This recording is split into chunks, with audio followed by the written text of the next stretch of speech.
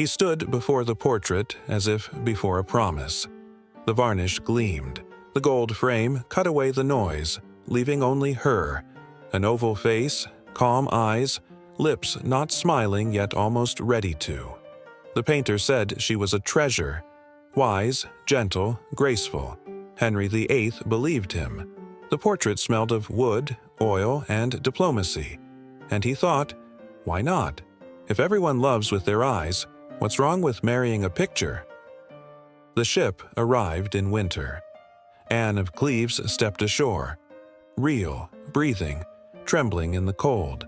Her eyes asked the question every bride asks when crossing a border, will he like me?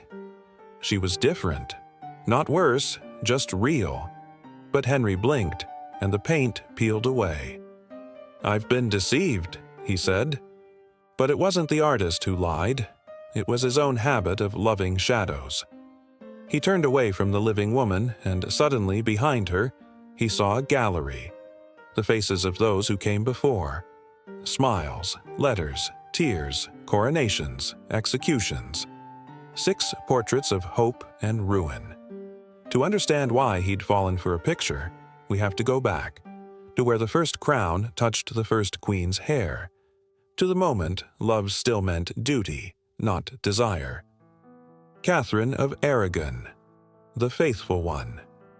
She came to England like sunlight crossing the Pyrenees, warm, proud, carrying the scent of orange blossoms and incense. Her mother was Queen Isabella of Castile, conqueror of Granada. Catherine was raised not for comfort, but for purpose. She spoke Latin, prayed in Spanish, and dreamed in English, long before she knew what that meant. At 17, she became a widow. Prince Arthur, Henry's brother, died before their first winter. For 7 long years she waited, neither wife nor widow, caught between 2 thrones and 2 languages. When Henry VIII became king, he claimed her hand, and for a time their marriage was a harmony of faith and laughter. She was older, he was fire. Together they believed they could outwit destiny. She gave him children, 6 in all, but 5 were taken by heaven before their first birthdays. Only Mary survived, and with every small coffin carried out of the chapel, a piece of Catherine's heart went with it. The king began to wander, in thoughts, in glances, in prayers for permission.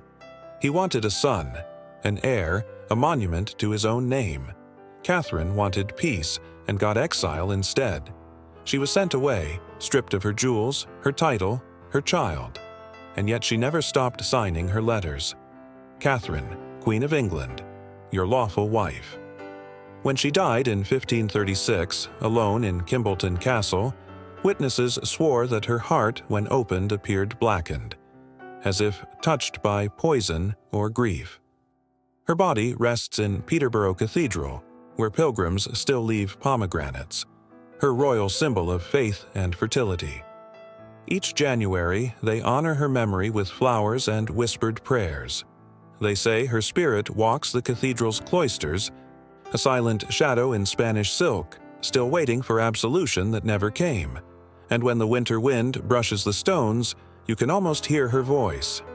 I am, and will always be, the king's true wife. Anne Boleyn, the dangerous one. She did not enter. She arrived, like a storm through velvet corridors. Anne Boleyn was not a woman to be adored. She was a woman to be survived. Her eyes were dark, clever, alive. Her voice, quicksilver. Her laughter, the kind that made courtiers forget their lines. She had lived in France, learned their wit, their elegance, their dangerous almost. She returned to England wearing confidence like a jeweled dagger. Henry saw her once and the world changed tempo. He was a king, used to getting what he wanted, but Anne taught him to wait. She wrote him letters, teasing, sharp, sometimes cruel. She was a chess player, not a concubine, and Henry, for the first time, was a pawn. The court whispered, she bewitched him. The church trembled. He tore England apart for her, split from Rome, from tradition, from peace. For one woman, for one kiss that turned into reformation. When she became queen, the crowds watched with curiosity, not love. She walked with her chin lifted, a crown balanced on defiance. She gave birth to a girl, Elizabeth, the child who would one day rule the world that killed her mother. But Henry wanted a son, and when the cradle rocked empty again, his faith turned to fury. Anne was too bright, too talkative, too alive. And nothing frightens power more than a woman who doesn't flinch. They said she had 6 fingers, that she danced with demons. They called her witch to make her small enough to kill. The charges came like a storm of knives: adultery, treason, witchcraft. Even her brother was named among her lovers. The trial was a play with one act, the ending written before she spoke. Still, she spoke, calmly. "I am ready to meet my Maker," she said. "I pray for the king, and may God have mercy on us both." The morning of her death was bright and cold. The sword came from France, a mercy blade. They say when it fell, the wind itself stopped, but the tower kept her echo. To this day, guards whisper that a woman in black walks the ramparts of the Tower of London, her head tucked under her arm, her eyes still open. They call her the Queen who wouldn't die. And sometimes in the night when the torches flicker, you can hear the faint rhythm of heels. Anne Boleyn, still walking, still dangerous. Jane Seymour, the shadow of comfort. She entered not like a queen, but like a whisper.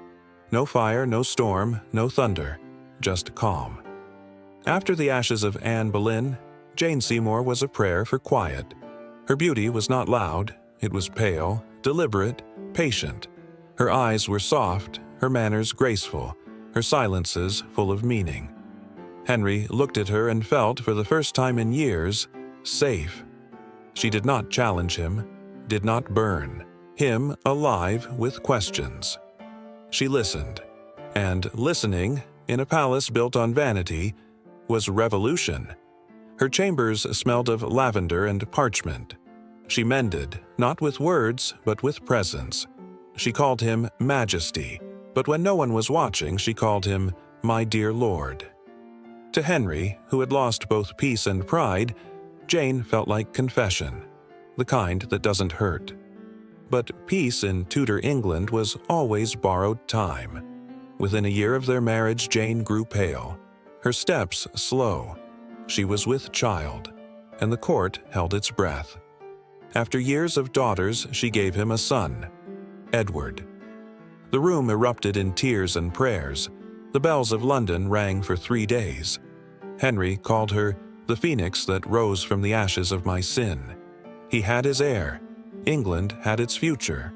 But joy came wrapped in shadow. The birth had torn her body beyond repair.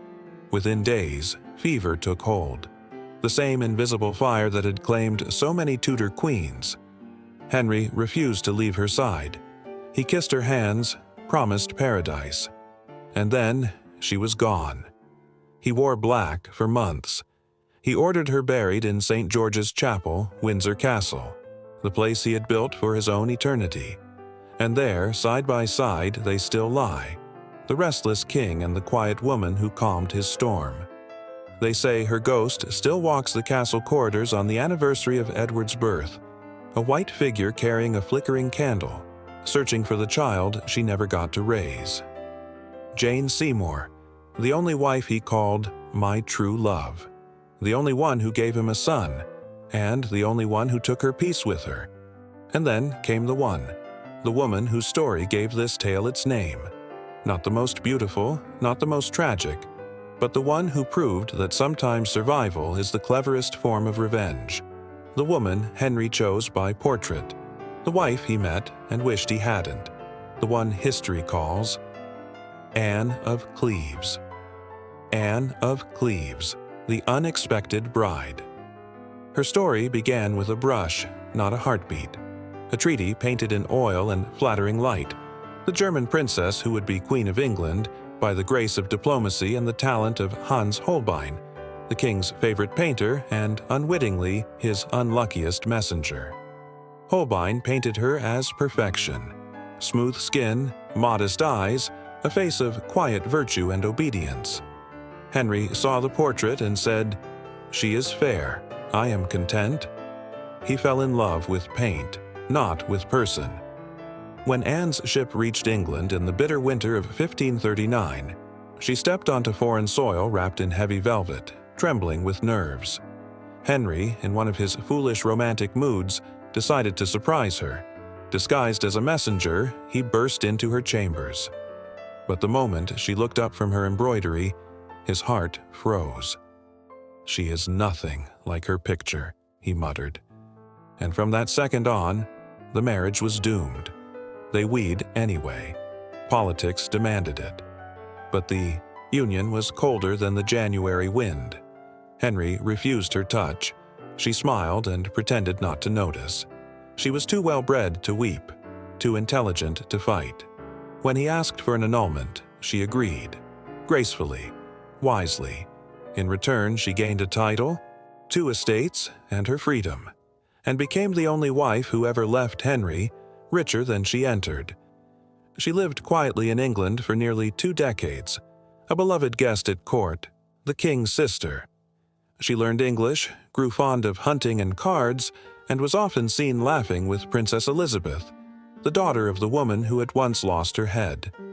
When she died in 1557, she was buried in Westminster Abbey, the only one of Henry's wives to rest there. Her tomb lies near the poets and saints, as if England itself whispered an apology. They say her ghost walks not with sorrow, but with a small, knowing smile. The smile of a woman who outwitted a king and lived long enough to see him regret it. Anne of Cleves, the bride chosen by portrait and remembered for her peace. Catherine Howard, the repeat mistake. After the calm of Anne of Cleves came the storm of youth. Henry, older now, swollen with power and pain, wanted to feel alive again. He had peace, but peace bored him. He wanted fire, and fire came dancing through the palace in ribbons and perfume. Her name was Catherine Howard. She was not wisdom, she was instinct, not politics, but pulse. Barely 17, she laughed too loudly, smiled too easily, and made the king believe for one short year that time could run backward. They called her the Rose without thorns, and Henry, desperate to be adored again, saw in her youth his own reflection, polished and impossible. He showered her with jewels, paraded her through London, and whispered to courtiers, "She is my second spring." But spring in Tudor England never lasted. Her past, foolish flirtations, letters, kisses, began to surface. The same courtiers who cheered her began to whisper, adultery, betrayal. Old ghosts, new lies, and a king's wounded pride, a recipe more deadly than poison. Catherine was too young to play defense, too honest to hide her fear. They dragged her from her bed one winter dawn, her silk nightgown soaked with tears. When she heard that the executioner's block was being prepared, she asked for it to be brought to her chambers. "I wish to practice," she said quietly, "so that I may die with dignity." Imagine, a girl rehearsing her own death. On February 13, 1542, she knelt on the scaffold, the same tower where Anne Boleyn had died 6 years before, the same blade, the same silence. She spoke only one sentence, "I die a queen, but would rather have died the wife of a good man." They buried her beside Anne, 2 women the world called sinners, 2 women who loved too honestly for their time. Today, they say her ghost still drifts down the haunted halls of Hampton Court Palace, crying out for mercy as unseen hands pull her away. Guards call it the Screaming Gallery, where her voice still echoes. Young, wild, terrified, and heartbreakingly alive.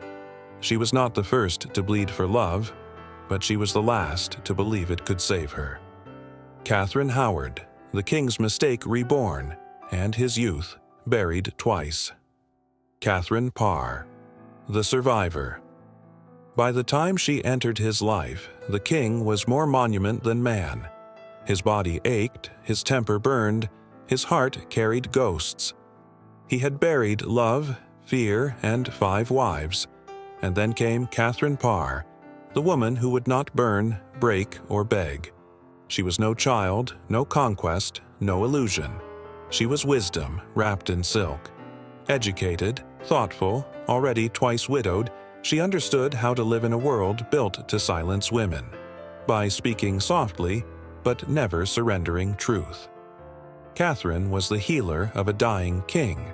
She cleaned his wounds, managed his medicine, and calmed his rages with a single phrase, "Peace, my lord." Where others feared his fury, she saw the man still trapped inside the crown. But she was also more than nurse, she was intellect. She wrote books, debated scripture, and dared to read the Bible herself, an act considered dangerous, even heretical. Her enemies whispered, "Another Anne Boleyn in disguise." One night, Henry signed the warrant for her arrest, but before the guards arrived, she knelt at his feet and spoke, "My duty was to guide your soul, not challenge it." And he wept. The warrant vanished. She had saved herself, with grace sharper than any sword. Under her care, Henry's children, Mary, Elizabeth, and Edward, finally sat at the same table. She taught them to read, to reason, to forgive. In that quiet domestic moment, England began to heal. When Henry died, she lived, the only one to survive the crown. She remarried for love, a soldier, Thomas Seymour, brother of Jane, her gentle predecessor. It was reckless, joyous, human, and though she died giving birth to his daughter, she left behind something the others could not, a legacy of peace. Her tomb lies in Sudeley Castle, beneath an arch of white stone, marked simply, "Here lieth Queen Catherine Parr." Each spring, roses bloom above it, as if England herself remembers the woman who ended the story without blood. They say her spirit walks those gardens still, not haunting, not pleading, just watching the sunrise over the hills she once called home. Catherine Parr, the survivor, the scholar, the queen who taught a kingdom how to breathe again. 6 portraits, 1 ghost, 6 wives, 6 stories painted in blood, ink, and rumor. 1 man, still searching for love and finding instead a very expensive art collection. Catherine of Aragon gave him faith. Anne Boleyn gave him fire. Jane Seymour gave him a son. Anne of Cleves gave him a laugh. Catherine Howard gave him a lesson. And Catherine Parr gave him forgiveness. 6 women, each one rewriting what it meant to stand beside a man who believed he was God. Each one leaving something behind, a child, a scar, a story, or a ghost. They say on certain nights when the moon hangs over the Tower of London, you can see them. 6 figures in silks and veils, walking the ramparts together. Not rivals anymore, just survivors of the same bad romance. Anne Boleyn jokes about her missing head. Catherine Howard still giggles nervously, clutching her dress as if she might run again. Jane Seymour hums a lullaby. Catherine of Aragon stands apart, praying in Spanish. Anne of Cleves laughs quietly because, as she likes to remind the others, she's the only one who got to keep the house. And Catherine Parr just smiles and says, "Ladies, at least we made history." Henry? No one's seen him. Some say he's still wandering the corridors of Windsor, dragging a heavy crown, muttering all their names, as if he's still not sure which one to apologize to first. Love, for him, was a mirror that shattered 6 times, and each piece reflected a woman stronger than the man who broke it. 6 portraits on a gallery wall, 6 ghosts in the kingdom's heart. And somewhere, under candlelight, you can almost hear them laughing, not cruelly, not sadly, just knowingly, because in the end, they all outlived the legend. And if you listen closely, you might hear them whisper together, "Divorced, beheaded, died, divorced, beheaded, survived." If stories like this speak to you, subscribe. More portraits are waiting. Mary Tudor, Blood and Duty. Elizabeth, The Smile with a Blade. Mary Stuart, the brooch and the axe. Tell me, what should we paint next? The portrait or the fate?